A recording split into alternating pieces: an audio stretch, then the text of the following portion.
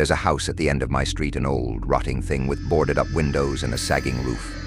It's been abandoned for as long as I can remember, but it never stopped feeling alive. When I was a kid, we used to dare each other to touch its front door. None of us ever made it past the gate. I thought about that house a lot as I grew older. It became a background noise in my life, something I'd glance at on the way to work or while jogging in the evenings. People talked about it, of course. Haunted, they'd whisper. That house eats people. I never believed the stories. Ghosts, curses, haunted houses, they were all just cheap thrills for bored people. At least that's what I told myself until the night I stepped inside. It started with a noise. I was home, half asleep on the couch, when I heard it, a low, rhythmic thumping. At first I thought it was my neighbor's music, but it wasn't quite that. It was wet, like someone pounding raw meat with their fists. I muted the TV, holding my breath as the sound grew louder. It was coming from the direction of the house. I told myself I was imagining things. Too many horror movies, too many ghost stories. But the sound didn't stop. Thump, thump, thump. Like it was calling me, and I answered. I don't know what possessed me to grab my flashlight and jacket and head outside. Maybe it was curiosity. Maybe it was something else, something I couldn't quite name. The house looked different that night. The moonlight made its peeling paint glow a sickly yellow, and the windows, once boarded up, now gaped open like empty eyes. The front gate, which had always been chained shut, swung gently in the wind, creaking like a warning. I told myself I'd just take a quick look, just to prove there was nothing there. The front porch groaned under my weight, and the door opened before I touched it, like it had been waiting for me. The air inside was cold and damp, and the smell was like rotting wood and old meat. My flashlight's beam swept across the room, a crumbling staircase, a shattered chandelier, walls covered in black mold. And there was something else, something carved into the walls. Words, names, hundreds of them. The thumping noise was louder now, coming from somewhere deeper inside. I should have turned back. Every instinct screamed at me to run, but I didn't. I stepped further in, my flashlight trembling in my hand. The living room was empty, except for a single chair in the center of the floor. It faced a wall, but when I moved closer, I saw it wasn't a wall at all. It was a mirror. At least it should have been a mirror. The glass was dark and cloudy, but when I shone my flashlight on it, I didn't see my reflection. I saw something else. A figure. It was hunched and twisted, its face obscured, but its eyes were wide open, staring directly at me. I stumbled back, my heart hammering in my chest. The thumping noise was deafening now, coming from just beyond a door at the far end of the room. I don't know why I opened it. The basement stairs were steep, and the air grew colder with each step. My flashlight flickered, the beam barely cutting through the darkness. At the bottom, the walls were lined with mirrors, not just one or two dozens of them, all reflecting warped, shadowy figures that weren't me. And in the center of the room, there was a table. It was covered in something wet and glistening. At first I thought it was blood, but as I stepped closer I realized it wasn't just blood. It was flesh, pieces of skin, muscles, and sinew arranged in patterns. And standing beside the table was the figure from the mirror. It didn't move, didn't breathe. It just stood there, staring at me with those awful, wide-open eyes. Its face was wrong. The features shifted and blurred, like it couldn't decide what it wanted to be. And its hands.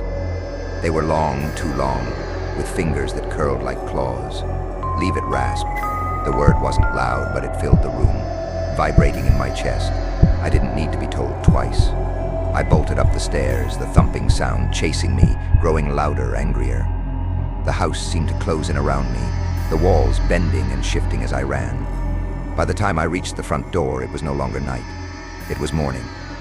I stumbled onto the street, gasping for air, and turned back to look at the house. It was gone. Not boarded up, not decayed, gone. In its place was an empty lot, overgrown with weeds. I didn't sleep that night, or the night after. Every time I closed my eyes, I saw the figure's face, heard the wet thumping sound. And then the names started. They appeared on my walls, scratched into the paint. Names I'd never heard before, but names I couldn't ignore. One of them was mine. I don't know what the house was or why it let me leave, but I know this: it's not gone. Not really. It's waiting, and it's watching.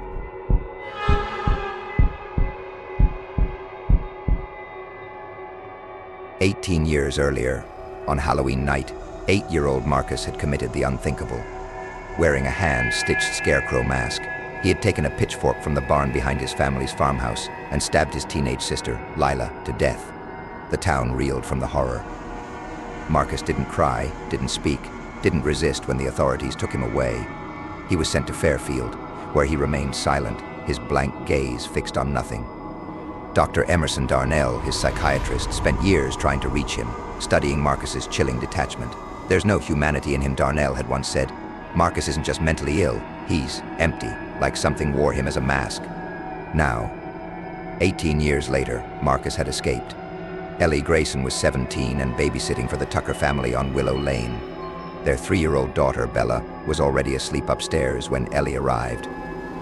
The Tuckers left shortly after, their hurried instructions blending with a few half-hearted warnings about keeping the porch light on for late trick-or-treaters. The house was cozy, warmly lit with fall decorations, and Ellie settled on the couch with a bowl of popcorn and the family's small black and white TV. Outside, the neighborhood hummed with the sounds of Halloween. At the edge of the yard, just beyond the glow of the porch light, stood a man. He was tall and broad-shouldered, his face obscured by an old faded burlap sack with uneven holes for eyes. He didn't move. Ellie felt a chill run down her spine as she stared out the window. Then a group of kids ran by, their laughter shattering the silence, and when she looked again, the man was gone. Dr. Darnell had been called to Fairfield as soon as Marcus's escape was discovered. The guards, trembling and pale, described how Marcus had taken them down with a speed and ferocity that defied logic. A car was missing from the staff lot, along with a set of keys. "He's heading back to Windermere," Darnell said with certainty. The hospital director frowned. "You don't know that I do," Darnell said grimly. "This isn't about escape. It's about finishing what he started." Ellie was on edge. The TV flickered, static occasionally breaking up the movie she was watching. She turned the volume down and peered out the window again, scanning the quiet street. She decided to check on Bella. The little girl was still asleep, her stuffed rabbit clutched tightly in her arms. Ellie smoothed the blanket over her and went back downstairs, her unease growing. The phone rang, making her jump. "Hello," Ellie said. "Ellie, it's Denise," her best friend said on the other end. "How's babysitting?" "I'm on my way to the Hayes party. You should totally come after the Tuckers get home." "I don't think so," Ellie said, forcing a laugh. "But thanks," Denise groaned. "You're no fun." "Well, if you change your mind, call me." Ellie hung up. Her nerves frayed. She checked the locks on the front door, then the back. Everything was secure. But as she walked past the kitchen window, she froze. The man in the burlap mask stood at the edge of the yard again, barely visible in the shadows. This time he was closer. Sheriff Tom Bowers wasn't thrilled to see Dr. Darnell when he pulled into the Windermere police station. "You're telling me Marcus Hale broke out and came back here?" "After 18 years, Bowers asked, leaning back in his chair. "He's not here to talk or reconcile," Darnell said. "He's here to kill."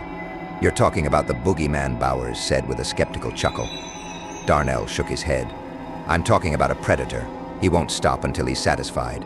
And tonight is the perfect night to disappear into the chaos."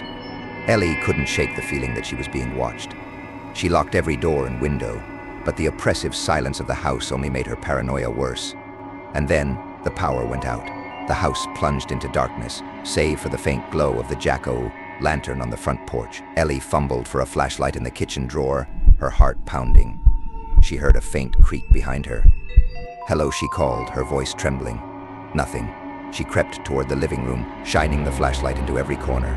The shadows seemed to move with her, elongating and shifting unnaturally. And then she saw him. The man in the burlap mask stood at the base of the stairs, his head tilted slightly. In his hand he held a long, rusty kitchen knife. Ellie screamed and bolted for the back door, but it wouldn't budge. She fumbled with the lock, her hands shaking, as the sound of heavy footsteps grew closer. Suddenly Bella's cry pierced the air. Ellie turned, torn between her own survival and the little girl upstairs. "Stay away from her," Ellie shouted, grabbing a fireplace poker and holding it like a weapon.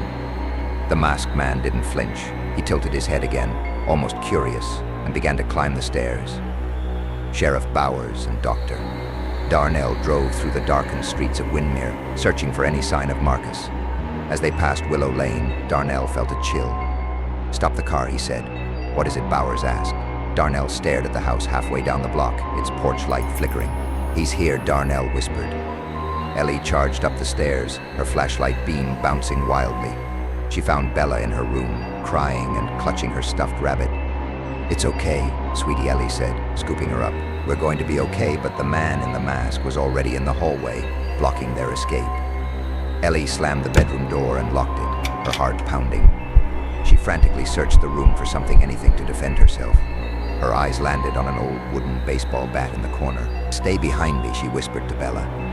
The door rattled as the masked man began to break through. Downstairs, Sheriff Bowers and Dr. Darnell entered the house, guns drawn. The sound of Bella's cries led them upstairs, where they found Ellie standing over Marcus Hale, the baseball bat still in her trembling hands. Marcus lay motionless, the burlap mask slightly askew to reveal his pale, emotionless face. "Is he dead?" Ellie whispered. Darnell knelt beside Marcus, studying him.